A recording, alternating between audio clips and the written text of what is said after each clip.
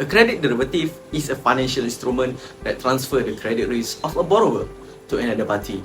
In simpler terms, it is like an insurance policy for debt. If the borrower defaults on their loan, the credit derivative pays the lender money they are owed. The credit derivative include credit default swaps, collateralized debt obligation, total return swap, credit default swap option, and credit spread forward. Credit derivative can be used for a variety of purposes, including hedging, speculation, and arbitrage. The risks of credit derivative are traded over the counter, which means that they are not traded on a public exchange.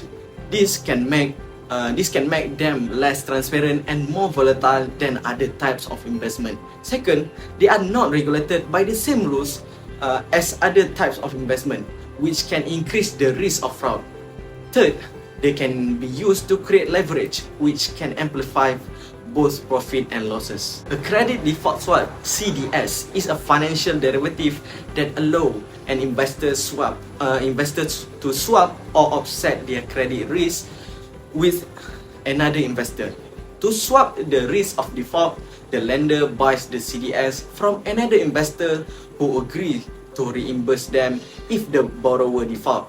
For example, suppose a company sell a bond with 100 ringgit face value and 10 years maturity to an investor.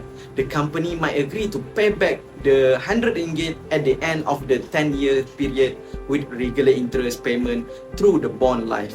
The risks of CDS are that they give the lender and investor a false sense of security. Investment insurance make investors feel they don't have any risk with the investment. Second, traded over the counter. While CDS reduce risk, they are prone to additional risk because they are traded on the counter market. Third, seller inherit substantial risk. The CDS seller inherit the risk of borrower defaulting. Credit-linked note (CLN) is a financial instrument that allows the issuer to transfer specific credit risk to credit investor.